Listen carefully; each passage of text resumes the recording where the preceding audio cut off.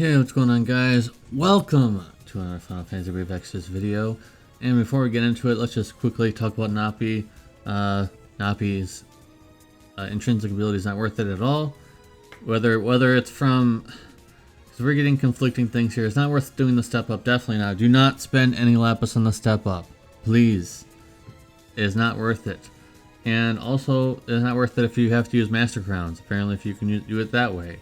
Even if you could, it's not worth it. So, Noppy is a complete skip. What a joke. She got almost nothing.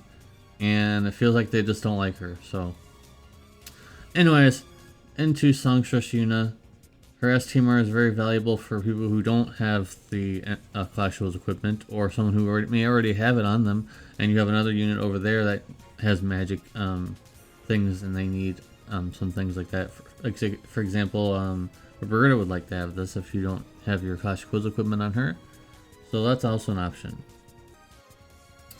In her base form, she has 160% Reaper Killer, while allies, 3 stacks of evasion, the outcast for another 3 turns similar to Vaughn in his 5-star form back in the day. She has 160% Machine Killer, 30% LB damage, she doesn't need it. 400%, oh, this is an ability, cooldown. Okay, so this is pretty good. I mean, 400% stat buff, 300% LB damage on a cooldown with 160% Machine Killer. Very good. 99% magic mitigation for all allies on a cooldown. 100% water amp for one ally, so you would put this on your finisher like Tidus or someone who uses water. Autocast every turn, 300 MP restore for all allies, 4 LB fill for all allies, 1 S per gauge. Gauge. Pretty good. I mean, considering she's lacking in one thing, which we'll be talking about, I think that's pretty good. The LB imbues water, which I've actually required in one of my clears before, where I actually needed water but also needed buffs. So she has 45% water amp, 350% stat buff, 250% LB damage buff for all allies. Very nice. In the Brave Shift form, she's now a damage dealer. Wind, lightning, and water tag chains. The wind has a 25% rod, staff, and instruments in peril. 300% TDH magic TDH and also 200% LB damage, 500% cap. 200% she has a lot of killers. And the tag chain LB in her Brave Shift form is water magic damage 100 times versus Reaper, 150 times mod for all enemies, and also this is a upgraded tag chain, so actually the hit count is doubled.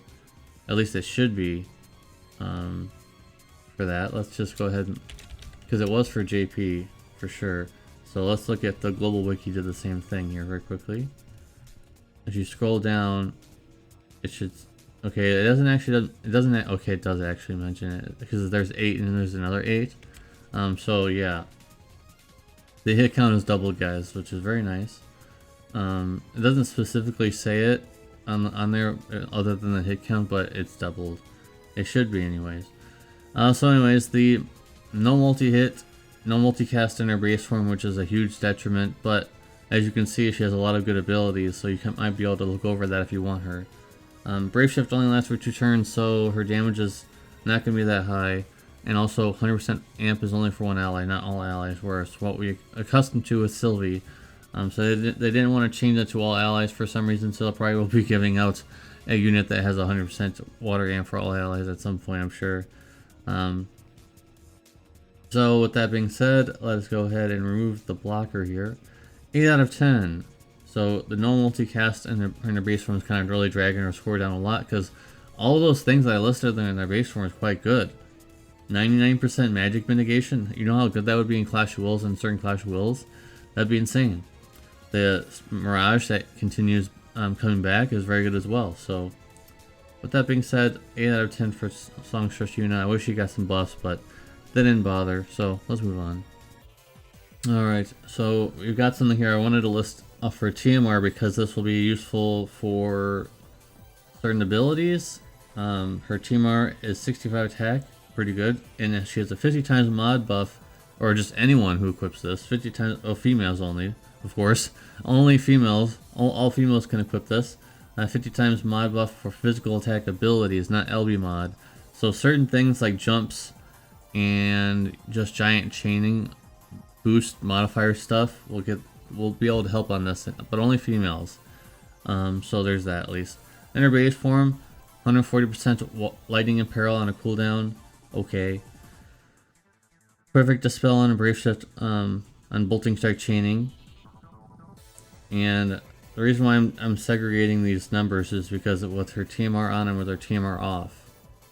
250 times to 1,300 times one hit with critical, so that's something I guess.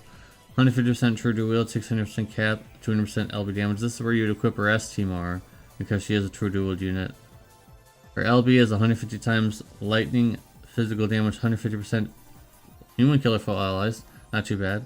150 times LB mod boost for herself, physical, and this is the biggest thing, is the physical 450 times ability modifier for herself, which we'll be talking about is important very soon here. In the brave shift form, she has some tag chaining, but here's where the goal buff, and they fixed her by giving her 25% fist and peril as well as all those other ones. So in the JB version, she actually didn't have any fists, even though she wants to use them. So now they fixed it. But that was the only fix that I could find. If there's any other ones, let me know in the comment section down below. Anyways, 300% TDH, 200% LB damage, 500% cap, pretty good. And this is the thing that you actually want to be worrying about for that base LB that gives the modifiers for physical abilities. This is what you would be using. Our normal attack chain is a tag chain, is 100 times or 150 times with 50% defense ignored. So you guys know how strong that can be. So she's very powerful in that regard, for sure. The LB is a tag chain, lightning, physical damage 50 times versus humans, 200 times versus all enemies. You wouldn't use this over her normal attack, for sure. Her brave shift only lasts for 3 turns, so you gotta make sure you get this right. And her STMR is only one-handed while she's TDH in her brave shift form, so I wish her STMR was two-handed, but it is what it is. It doesn't give her any flat stats or anything, at least, so you're not really missing out on that. You might be able to just get yourself a two-handed fist if there is any good ones. And that's it. So let's go ahead and reveal her score here, guys. 8.5 out of 10. I think that she's a lot better on global if you're going to be using a fist. You could also use other weapons, of course. So, yeah, she's very powerful with that normal tag chain. Very good. So, yeah, 8.5 out of 10 for Berserker Riku. And finally, we have Dark Knight Paine. Her TMR will give 50% TDH, but only for females. And her STMR is unrestricted, only for physical attackers only. But, I mean, you're only going to want this as a physical attacker. 85 attack and 75% LB damage, not too bad. Alright, let's get into this mess. Her base form, 3,000 times mod, 1 hit physical damage. 350 times mod boost for 2 abilities. 300% TDH, 200% LB damage, 5% cap. Her LB is 87% defense break, 135% dark and peril, 150 times dark physical damage, and also 170 times mod buff for her LBs, for herself of course. In her brave shift form, I mean, her brave form, that's all she's got really, pretty much. Her brave shift form, lightning and water and dark tag chains, all separate of course, but 9 hits for those tag chains. 25% sword, dagger, greatsword and katana imperils. 25%, I mean it's not that good, but it is what it is. 300% TDH, 200% LB damage, 5% cap. 300 times tag chain normal attack. And her brave shift LB is a tag chain, dark physical damage, 70 times versus fairy, 200 times versus all enemies. So it's still not good even with the modifier buff from the base LB.